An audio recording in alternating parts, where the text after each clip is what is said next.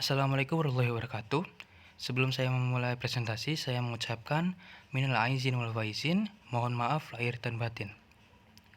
Kami dari kelompok 9 ingin mempresentasikan makalah dengan judul Jati Diri Potensi Manusia. Saya Josi Muhammad Isprabira Yuda dengan NIM 430402056 dan rekan saya Hibatul Azizi dengan NIM 430402050. Definisi jati diri. Pengertian jati diri manusia merujuk pada buku Hardono Hadi yang berjudul A Whitehedian Reflection on the Human Person.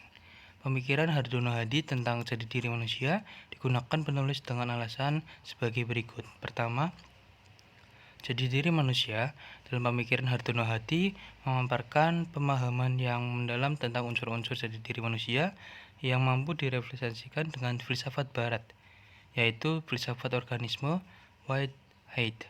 Kedua, menurut Hadi 1996 bahwa jati diri merupakan persoalan sepanjang zaman.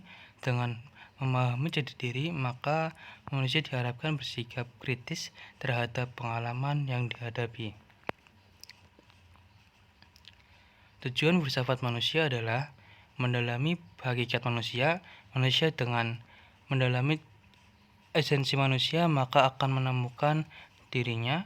Menurut Hadi, bahwa jati diri manusia mempunyai pengertian ganda. Pertama, jati diri manusia mengandaikan adanya kesatuan yang utuh di dalam diri manusia. Kesatuan ini begitu mutlak sehingga terasa begitu jelas ketunggalan di dalam dirinya sendiri yang tidak bisa dibagi-bagi. Kedua, manusia terdiri dari badan dan jiwa yang masing-masing mempunyai kegiatan, kemampuan, dan gaya serta perkembangan sendiri.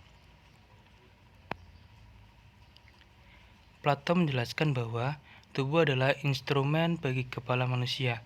Dikisahkan bahwa para asisten Demikios meletakkan jiwa immortal, bagian paling ilahi, ke dalam kepala, dan supaya kepala ini bisa berpindah-pindah dengan enak atau tidak harus bergulung-gulung dengan resiko kotor atau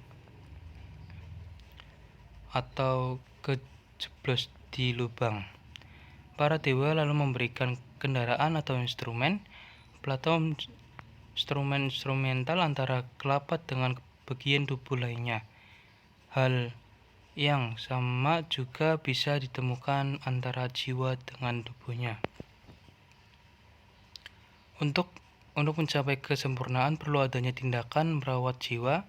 Menurut Cahyadi bahwa konsep merawat jiwa tampak pada filsafat Plato dalam 3 dimensi terpadu, antara lain: pertama, dimensi yang terkait dengan keadilan seperti ungkapan Sokrates bahwa lebih baik menderita ketidakadilan daripada berbuat tidak adil.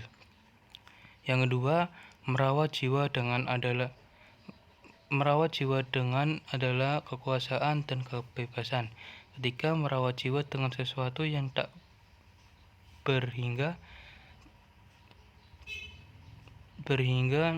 immortalitas, kekekalan, yaitu dengan pengetahuan.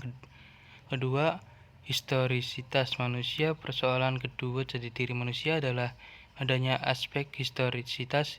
Historisitas atau kesejahteraan menyatakan manusia senantiasa berubah dalam kehidupan. Menurut Hadi bahwa aspek historisitas yang mencakup persamaan dari perubahan di dalam proses. Hadi 1996. Proses historisitas menekankan pentingnya proses kehidupan yang terus-menerus bergulir tanpa akhir dinilai dari masa sekarang, namun berkaitan dengan masa lalu dan proyeksi manusia terhadap masa depan. Aspek historisitas di sini menggambarkan pentingnya penilaian yang tidak lain berhenti pada masa tertentu. Potensi manusia menurut Al-Quran. Potensi manusia menurut Al-Quran. Jika kita mau merenung Sebenarnya ketika kita diciptakan, Tuhan pasti tidak akan membiarkan hamba-Nya hidup dalam kesengsaraan dan penderitaan. Maka dari itulah Tuhan membekali manusia dengan segenap potensi yang ada dalam dirinya. Potensi itu meliputi potensi jasmani, rohani, dan akal. Ketiga potensi ini akan memberikan kemampuan kepada manusia. Banyak orang-orang mengeluh ketika dikaruniai fisik yang kurang sempurna. Mereka merasa seakan-akan hidupnya tidak berguna. Akhirnya, mereka menjadi orang-orang yang berputus asa atau menjadi beban bagi orang lain.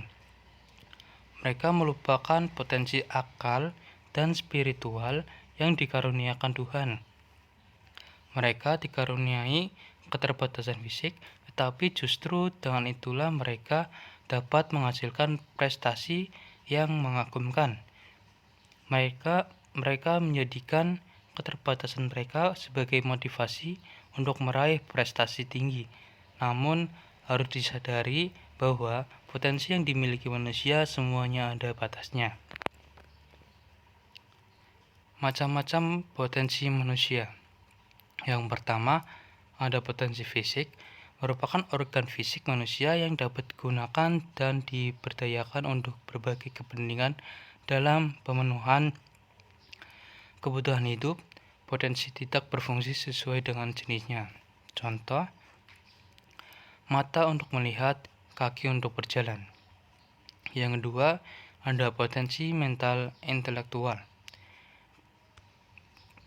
atau intellectual quotient, merupakan potensi kecerdasan yang ada pada otak manusia, terutama otak belahan kiri. Yang ketiga ada potensi sosial, emosional, merupakan potensi kecerdasan yang ada pada otak manusia, terutama otak belahan kanan. Potensi ini berfungsi antara lain untuk mengendalikan amarah, bertanggung jawab, dan motivasi. Potensi mental spiritual atau spiritual quotient merupakan potensi kecerdasan yang bertumbuh pada bagian dalam kiri kita yang berhubungan dengan kearifan di luar ego atau jiwa sadar. 5. Potensi ketangguhan merupakan potensi kecerdasan manusia yang bertumbuh pada bagian dalam diri kita yang berhubungan dengan keuletan. Sekian dari saya, apabila ada kesalahan mohon maaf. Minal aizin wal faizin, mohon maaf lahir dan batin. Makan sambiang pakai kepiting, kalau udah sayang jangan di ghosting. Thank you.